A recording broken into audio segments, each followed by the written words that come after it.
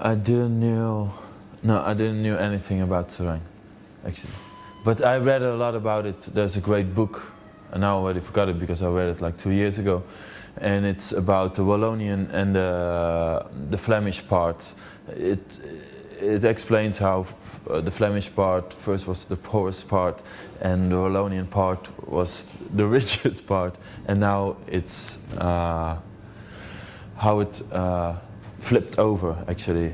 So what interested me was Serang used to be one of the richest part in Europe, but now it's one of the poorest part.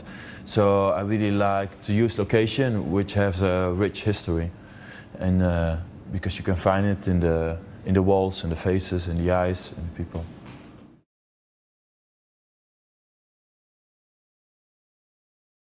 Of course, I knew they were based in Liège, and I actually asked them to do an internship with a film De Fleur. And they were interested, but then I suddenly received funding to make an own film. So I asked them to do, if they were interested to do production. But at that moment they were already shooting La Silencia de Lorena, so they were too busy. And when I was living in Serang, I suddenly realized I discovered a lot of locations they were using too, and it became a really big dilemma. But at some point I just thought I should forget about the Dardanelles, and I don't care anymore which location they used. I will just try to tell my stories. But of course you see a lot of locations they use, you see back in my film.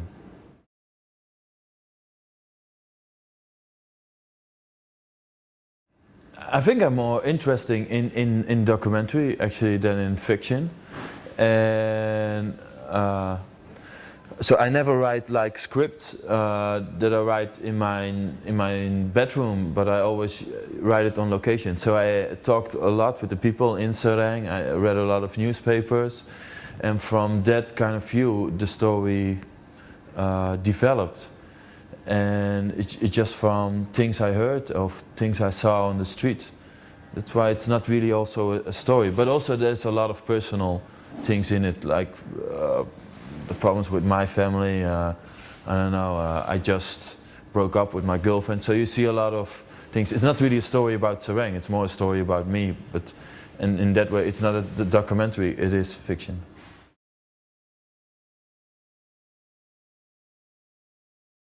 What I see a lot of what I experienced to myself is that people more and more try to live individual life, and you know, I see it hardly that people invite, for example, their neighbors for a barbecue or some, for example, and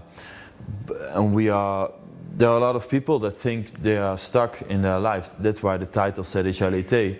They think they are still living, they're always living in winter, but they are, you know, sometimes it's actually summer, and sometimes you have to smack someone in the head to realize summer has come.